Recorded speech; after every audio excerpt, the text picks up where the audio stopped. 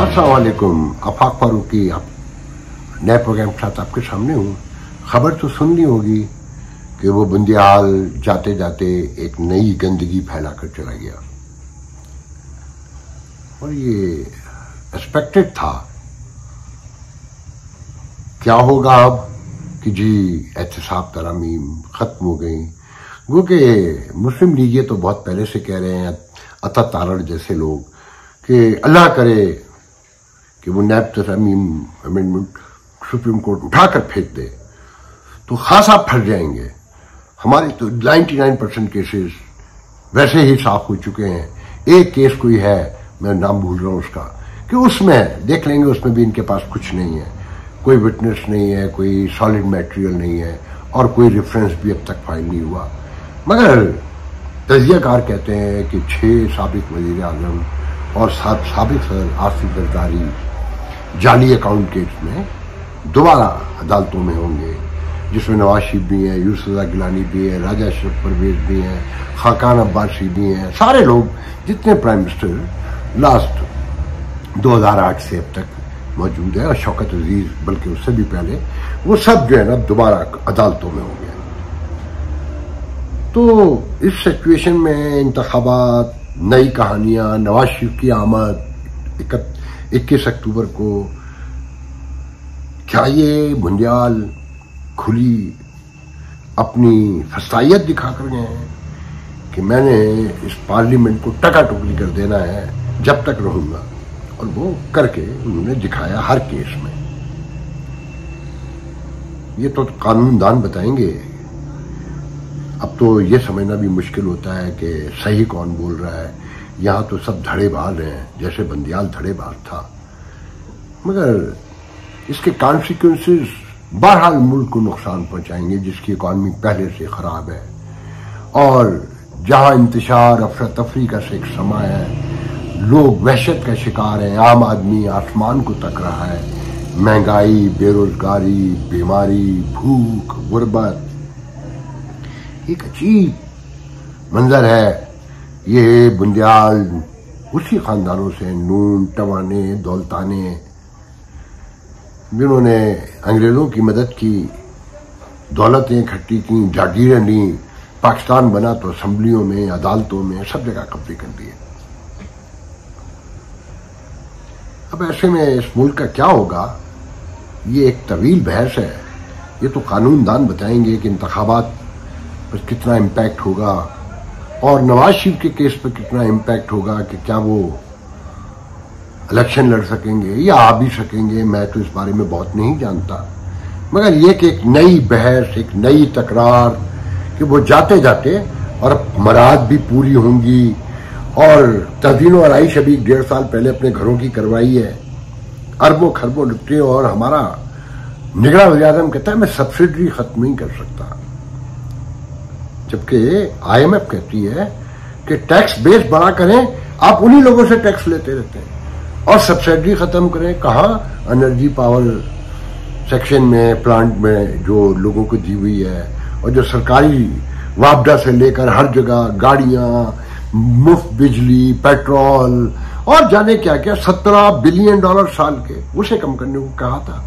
जिस पे ये कहते हैं, खुलकर कहते हैं, ये तो रोज निगरान वज़ीर आज़म साहब नई बात कर देते हैं, कहीं ना कहीं परेशानी क्रिएट करते हैं कि जनाब सब्सिडी तो खत्म नहीं कर सकते। और वाशिंगटन से कुछ हल्के कहते हैं कि मार्च में जो नया रिवाइव होगा प्रोग्राम, जब नई किस्त के लिए, तो एक बड़ा मसला पैदा हो सकता है।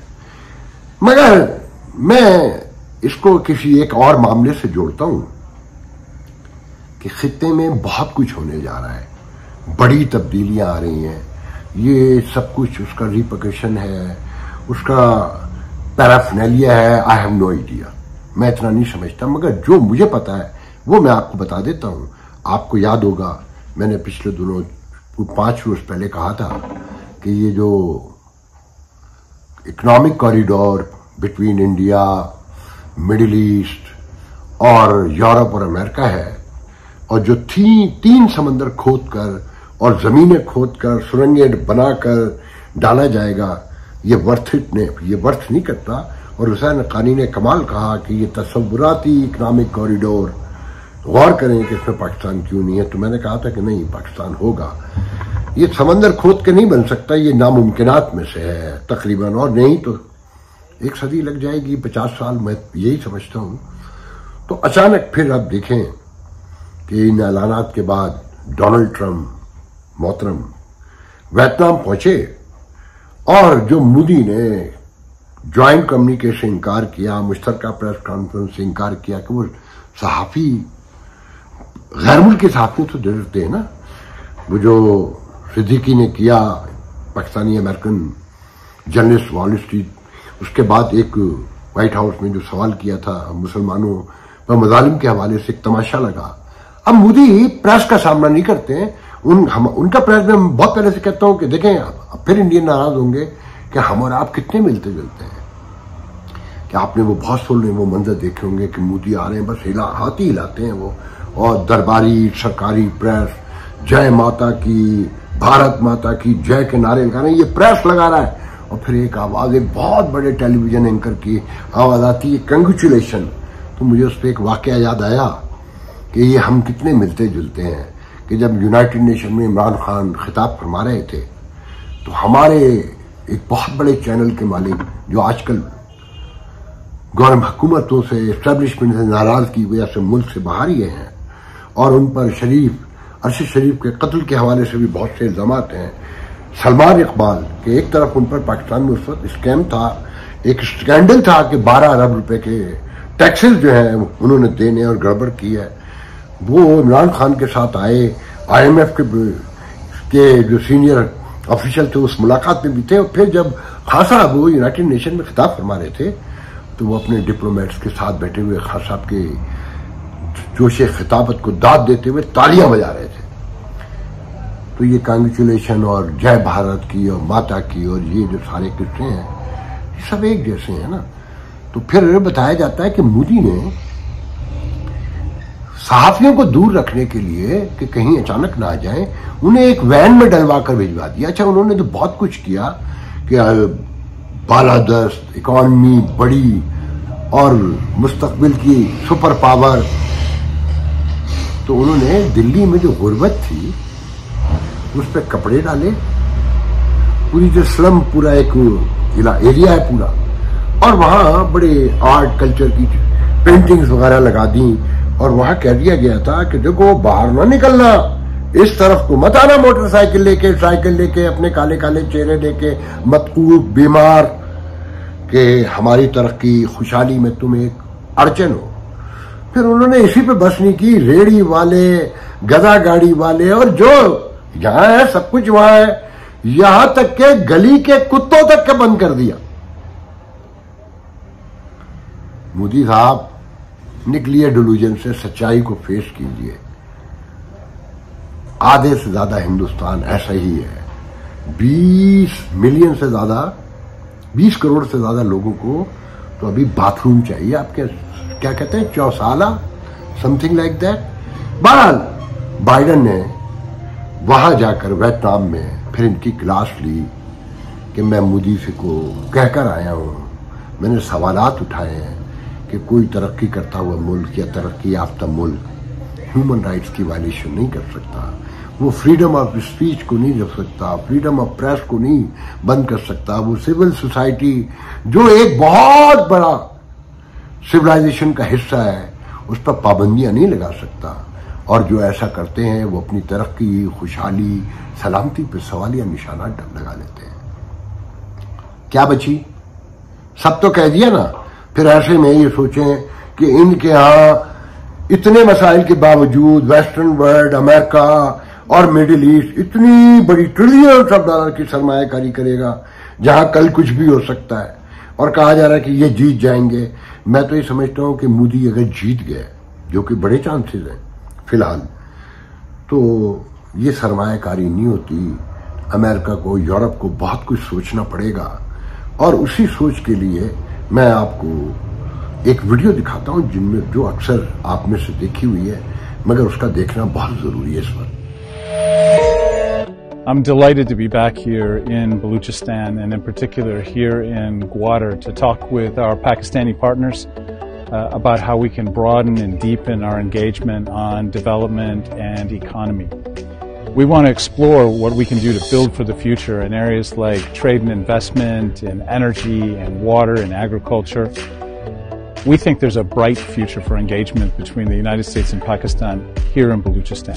I had a chance to visit Gwadar Port today in particular and tour the facilities there and meet with the port officials to talk about green shipping and some of the challenges of building on the Green Alliance framework between the United States and Pakistan for sustainable, inclusive economic growth here in Gwadar and in Balochistan. I come away from this trip energized and excited about the possibilities for the U.S. and Pakistan to work together to help build and develop this beautiful and important region. Thanks very much. Donald Bloom हैं America के पाकिस्तान में सफीर, और इनके बारे में Washington में कल एक साहब कह रहे थे कि ये इस खित्ते के वाइसराय भी हैं। ये एक साथ अफगानिस्तान को भी लुक आफ्टर कर रहे हैं, ईरान को भी कर रहे हैं और इंडिया और चाइना को भी कर रहे हैं। वो कि वहाँ चाइना और इंडिया में मुझे तो एम्बेसडर हैं, चाइना का मुझे याद नहीं पड़ता, मेरे ख्याल में तो इस वक्त नहीं है वहाँ पर, या होंगे बहरहाल। तो उनको कहा जाता है कि ये 30 साल का इनका डिप्लोमेटिक कैरियर है। ये अफगानिस्तान में पॉलिटिकल काउंसलर भी रह चुके हैं, बगदाद में रह चुके हैं, कायरो में रह चुके हैं, कुवैत में रह चुके हैं, इराक में रह चुके हैं और फिर यहाँ इन्हें भेजा गया है।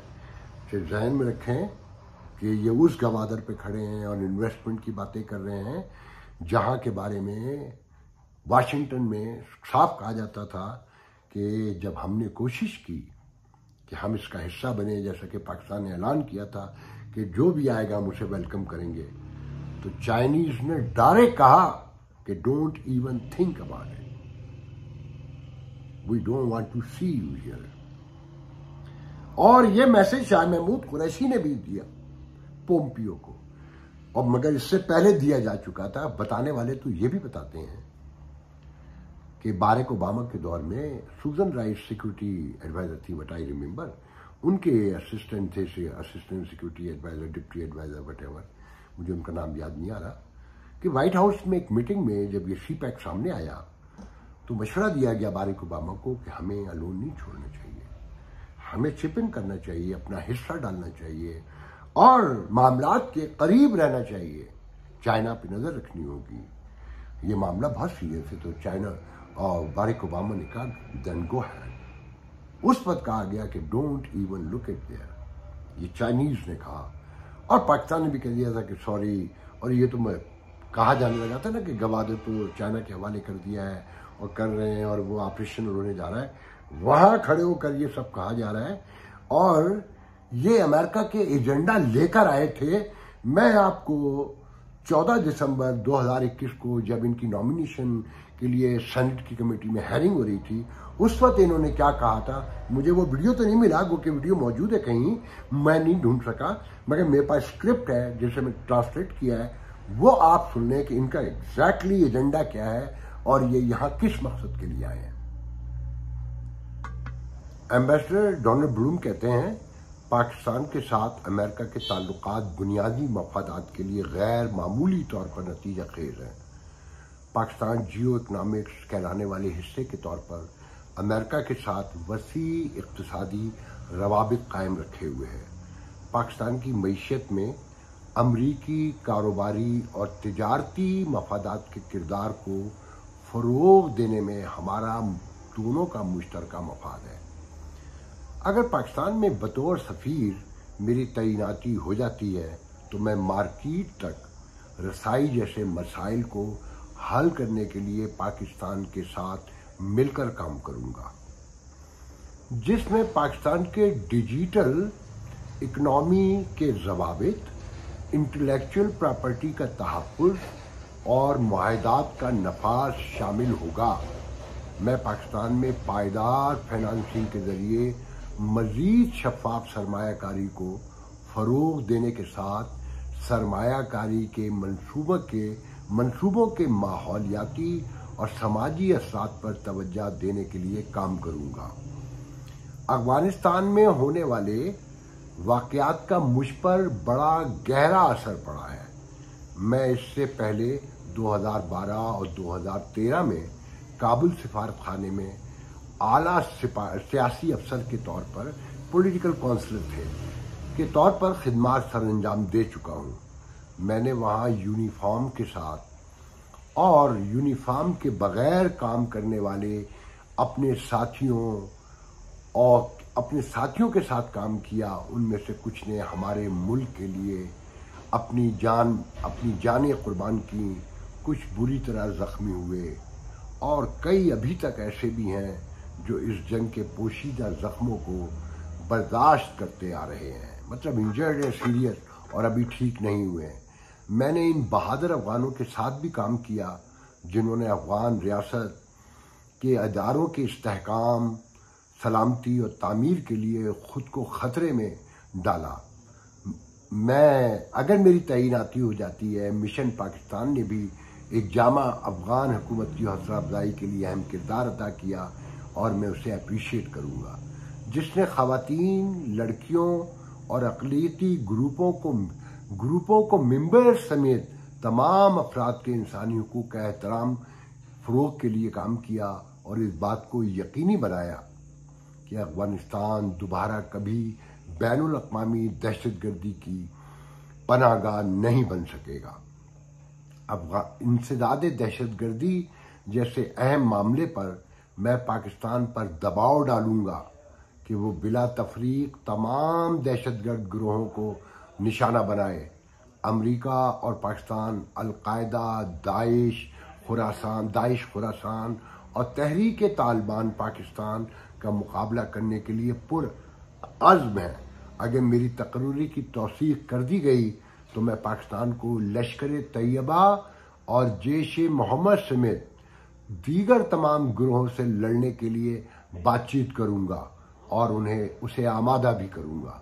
जौहरी हथियारों से लैस रियासतों के दरमियान, ये गौर से सुनिएगा, जौहरी हथियारों से लैस रियासतों के दरमियान खित्ता एक और तनाज़े का मुतहम्मिल नहीं हो सकता।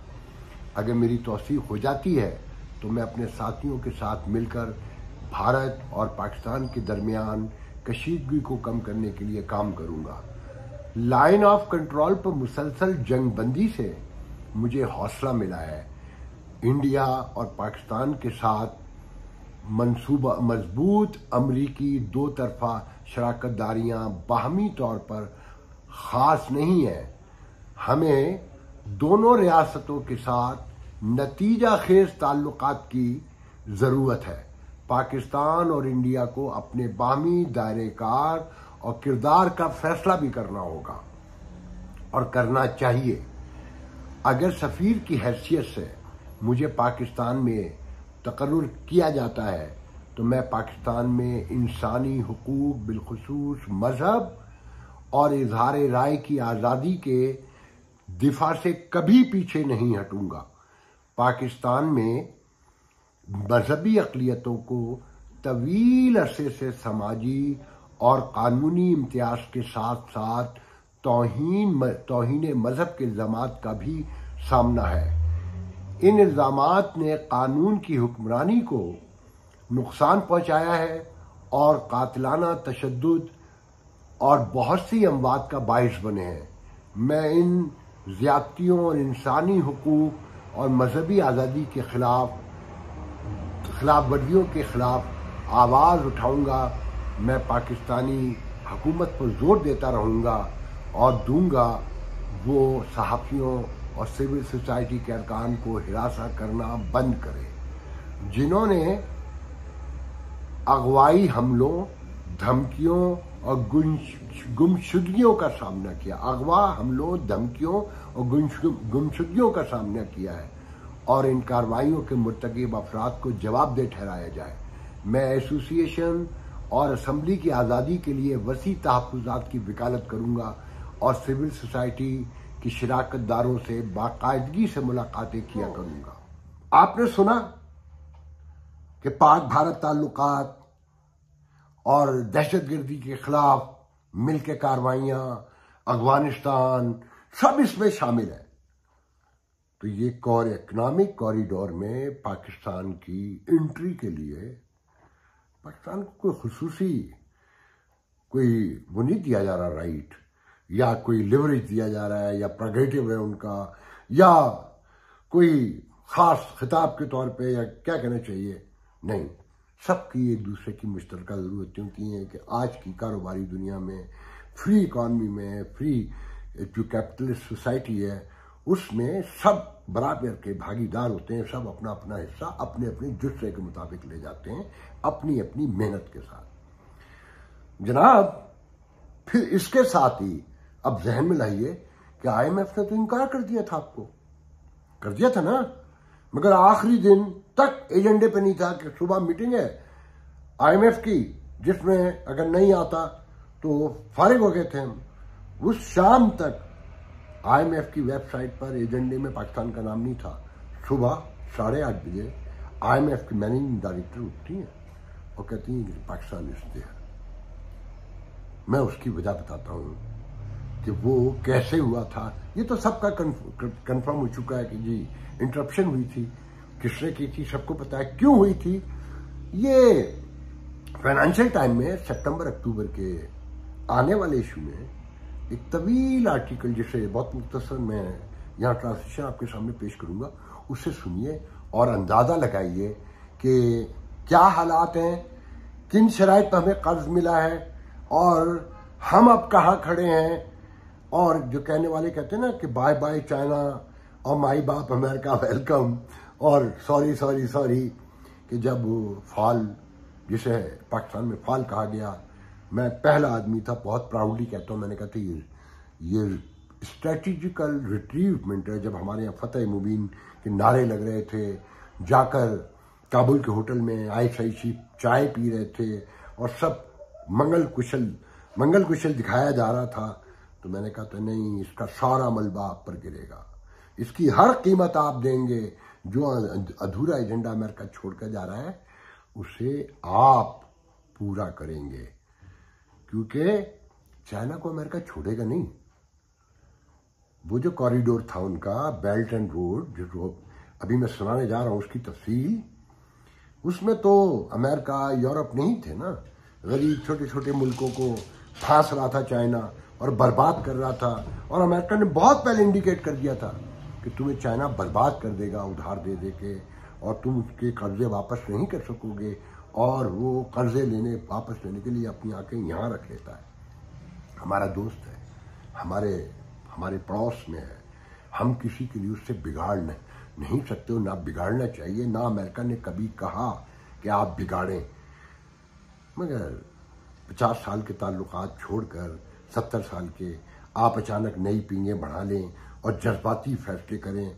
और यहाँ मुझसे अक्सर रिटायर्ड फौजियों ने कहा कि फॉरगेट इट, अमेरिका हमें नहीं चाहिए, बट चाइना इज गुड, और $400 हो जाए, वी डोंट केयर, हमारी अपनी गंदुम है, अपने चावल है, अपनी शुगर है, और अपना गन्ना है, और अपना ये है, हमें कोई फर्क नहीं पड़ता, अमीरों को मुसीबत होगी। अब किसे हो रही है मोहतरम? क्या हाल आते हैं इस वक्त? छड़ी घुमाने से कुछ नहीं होता। अभी भी लोग जो आपको हेल्प आउट करते रहे हैं, उनकी अपनी जरूरतें भी हैं। तो मैं बहरहाल पहले वो आपको आर्टिकल सुनाता हूं, वो जरा गौर से। Chinese road to ruin, China's road to ruin, the real toll of Beijing's belt and road by Michael Bennon and Francis Fukuyama. ये दो राइटर ईच अदर है। इन्होंने इसको सितंबर और अक्टूबर के फॉरेन अफेयर्स में तहरीर किया है। इस साल चीन में बेल्ट एंड रोड BRB की 10वीं सालगिरह मनाई जा रही है, जो दुनिया का सबसे बड़ा इंफ्रास्ट्रक्चर डेवलपमेंट प्रोजेक्ट है। इस स्कीम के तहत चीन ने 100 से जायद ममालिक को $1 ट्रिलियन से जायद के कर्जात फराहम किए, $1000 बिलियन, जिससे तरक्की पजीर ममालिक पर मगरबी दुनिया के अखराजात में कमी हुई और बीजिंग की ताकत और असर रसूख में बहुत ज़बरदस्त इजाफा हुआ। बहुत से तजिया कार BRI स्कीम को कर्ज के जाल में फंसाने की डिप्लोमेसी करार देते हैं, जिसे कर्ज ख्वाह ममालिक के इंफ्रास्ट्रक्चर और वसाइल पर कब्जा करने के लिए डिजाइन किया गया है। लेकिन 2017 में श्रीलंका के दिवालिया होने के बाद वाशिंगटन और दीगर मगरबी ममालिक में इस खदशे ने जन्म लिया और सर उठाया कि इस सब के पीछे बीजिंग का असल मकसद बहरे हिंद, पर्शियन गल्फ और अमेरिका की स्ट्रेटेजिक फैसिलिटीज तक रसाई हासिल करना है।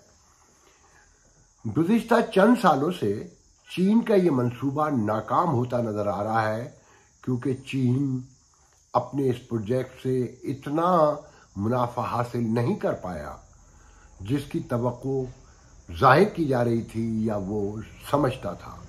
उसकी वजह यह है कि चीन ने जिन ममालिक में ये प्रोजेक्ट शुरू किए, उन ममालिक की मैशियत पहले से ही कर्जों में डूबी हुई थी और डूबी हुई है, और मुस्तकबिल में फाइनेंसिंग को महफूज बनाने या इस कर्ज को पूरा करने के काबिल ही नहीं है।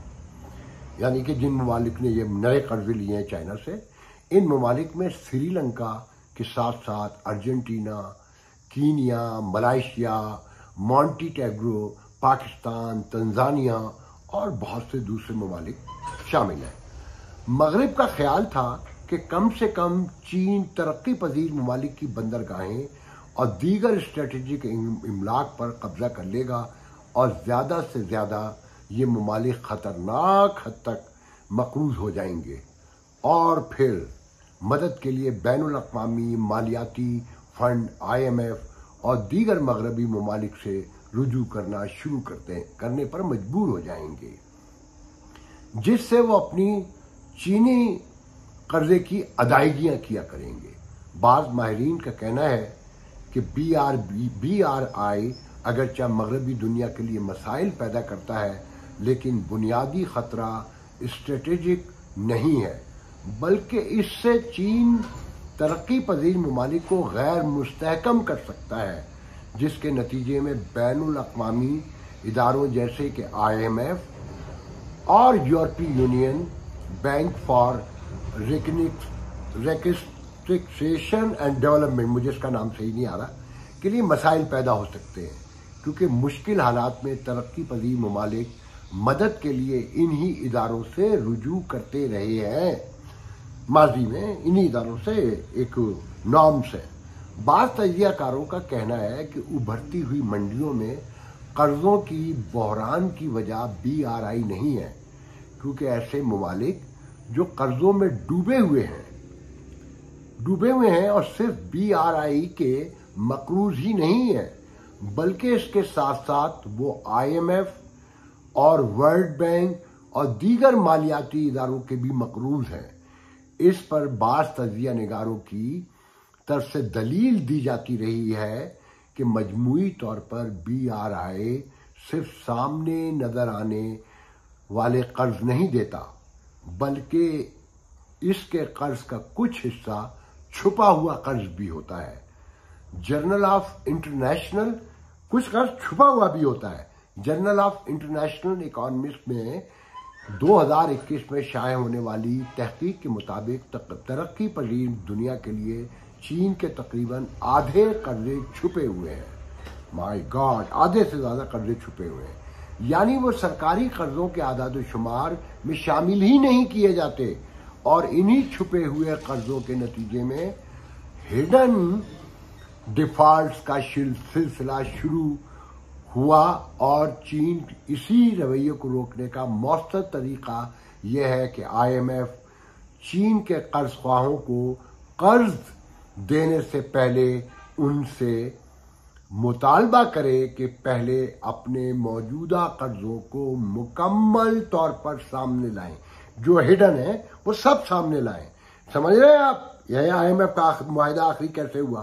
बाज लोग ऐसी इस्लाहात को यकीनी तौर पर चीन मुखालिफ करार देंगे, ताहम हकीकत में ये सिर्फ वो इक़दामात हैं जो कर्जों के अमल में शफाफियत और मवाजने के उसूलों की हिफाजत के लिए जरूरी है। आपने सुना, ये सारा सिनेरियो है।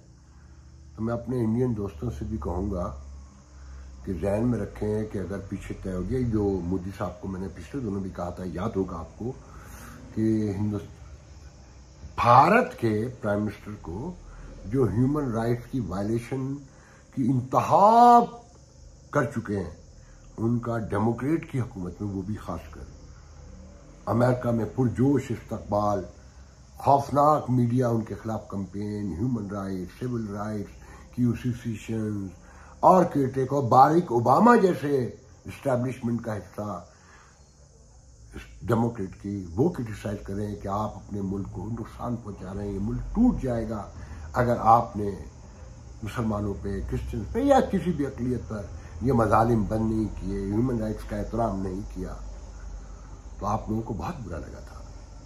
याद रखिएगा, हर कौम, हर मुल्क ही नहीं, हर खानदान और हर फर्द पहले अपने आप को देखता है। जो अपने आप से मोहब्बत नहीं करते, दुनिया में किसी से मोहब्बत नहीं कर सकते। आप अपनी केयर करेंगे तो मेरी केयर कर सकते हैं। अगर मैं अपनी केयर करता हूं तो आपकी केयर कर सकता हूं। ये सब फसाने हैं, किस्से हैं, कहानी है। मेरी दुआ है कि रास्ते खुले, हमारे ताल्लुकात बहाल हों, दुनिया एक हो, ग्लोबल विलेज तो पहले ही है, ये जहाँ जहाँ छोटी छोटी हर्डल्स हैं दूर हों और हम सब तरक्की खुशहाली के साथ आगे बढ़ें। मैं बस पाकिस्तानियों से इतना कहूँगा कि अपने मामलात को सुलझाने की कोशिश करें।